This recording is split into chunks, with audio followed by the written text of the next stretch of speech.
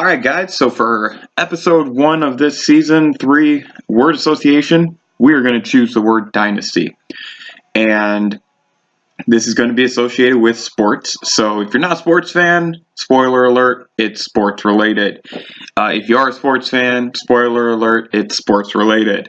Let's go ahead and jump right in. So we chose the word dynasty, and let's start with how we're going to define it, and then let's get into why we chose this.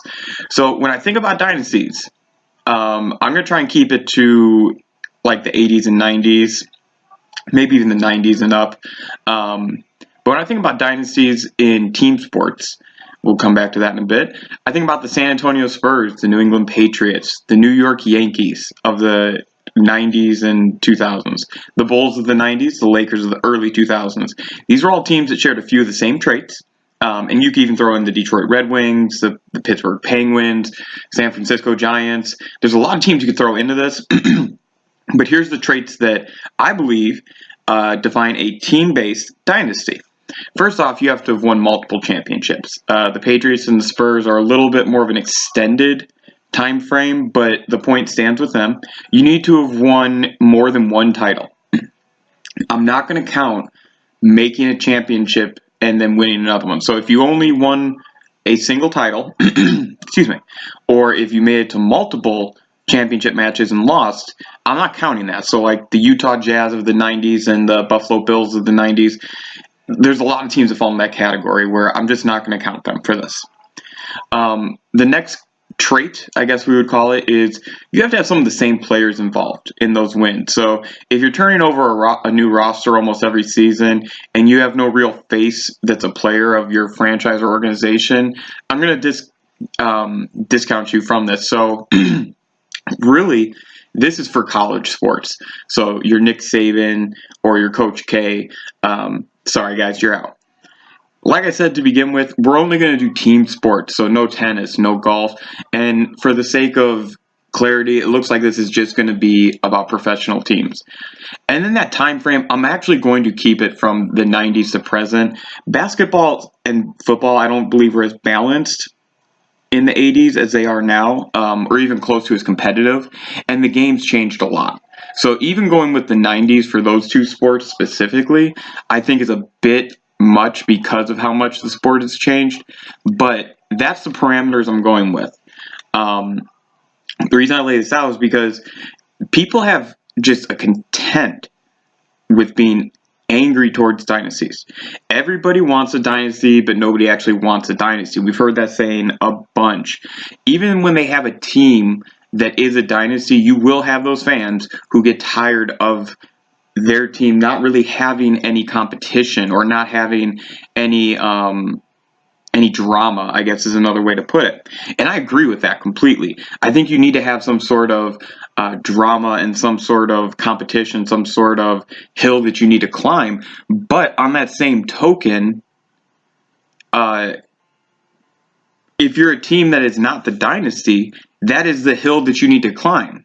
So I guess my point is, it does get boring to see the same team win constantly. And I am a little tired of the Patriots. I'm not going to deny this. I'm getting a little tired of the Warriors. I think that the gap they have when they're playing elite basketball versus a lot of other teams is just unfair. And you could look at other teams that have the same kind of similar traits where it's just they win a lot. The Spurs, like I brought up, and things like that.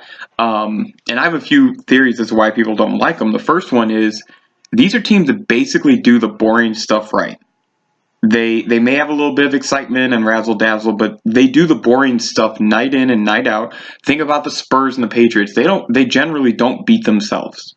They let you beat yourself. The other thing I think that people dislike about dynasties is the fact that if it's not their team, maybe they just don't believe their team's ability to get over that hump. If it is their team, they get burned out on, like I said, they get burned out on the lack of competition. For the Patriots, it's really tough for me because I did like Tom Brady for quite some time, and I still like him, but I'm just a little burned out with them winning all the time. It's really tough for me to continue to see them win. And And even when they lose in the Super Bowl, you're like, oh, God, they were so close. I mean, it's just insane. But I think that people get tired of there's no drama involved. And when you have the best players, look at Golden State, where the best players go to that team and help them sustain that, that's where people get frustrated. And I actually agree with that. But I want to think about this for just a moment in terms of if your team is not the dynasty. So my team right now is the Chicago Bulls. That is the basketball team that I'm going to use to stick with basketball. We know as Bulls fans what the rally point is. We know as Bulls fans what the mountain is. And we know as Bulls fans what the goal is. You could take that same thought and really apply it to a lot of other teams throughout the NBA, where you have your pieces that you're building on. You're doing your rebuild, quote unquote. You know what teams are really good in front of you. So for the East, you have Milwaukee, Toronto, Indiana. If Oladipo was healthy, it would be a different story. And you know what you have to do to get to the top of that mountain, and you know who's waiting for you at the top of that mountain. Your Houston, your Golden State specifically, things like that. So use that for a lot of other teams, a lot of other sports. I actually think dynasties are a good thing. It does keep people opinionated about the situation, and if you have an opinion, that means you're paying attention. That's the way I look at dynasties. So people who say they're tired of the Patriots winning, those are still people who are aware of what's going on in football. People who, and I was one of them, who said that they were tired of the Spurs every year, or the San Francisco Giants every other year, just being, boring but able to get into those championship situations. Again, it gives you that mountain to climb. So it does get annoying, and I do in the moment get tired of some of these dynasties, but if it gives you and your team a goal, that's got to be a good point. It gives you and fans a goal, it's got to be a good point. If it gives you a reason to have an opinion about it, it means you're paying attention. You can't really, there are people who formulate opinions and don't necessarily know what they're talking about.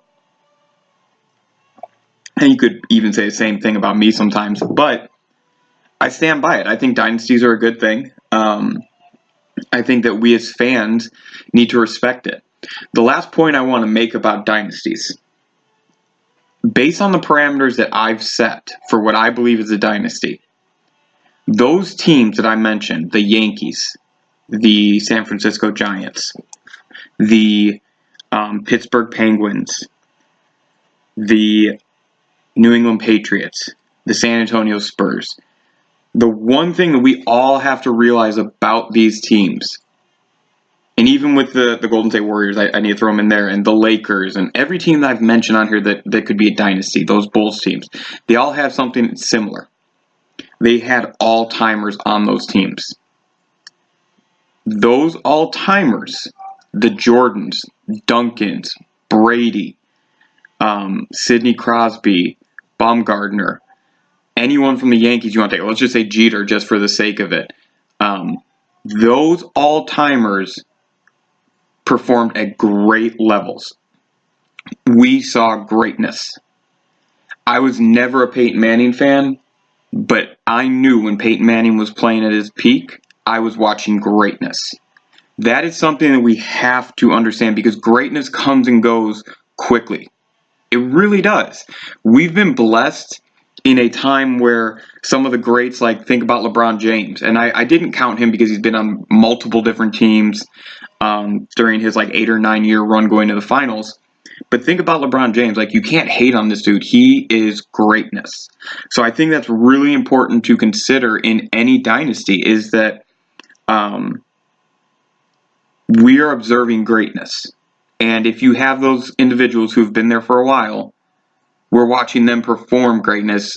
Even, think about Tom Brady. He's not the best quarterback in the NFL right now, but he makes the best decisions in those situations. That's the greatness that he brings.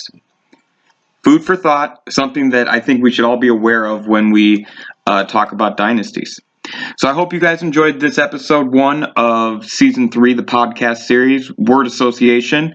If you like what you're hearing, like the video, subscribe, share, do something to help us out. We're small, still trying to grow. The interwebs is a big place, so help us out. And of course, you can follow us on YouTube and Facebook. And with that being said, thank you guys so much for listening, and we'll catch you for episode 2.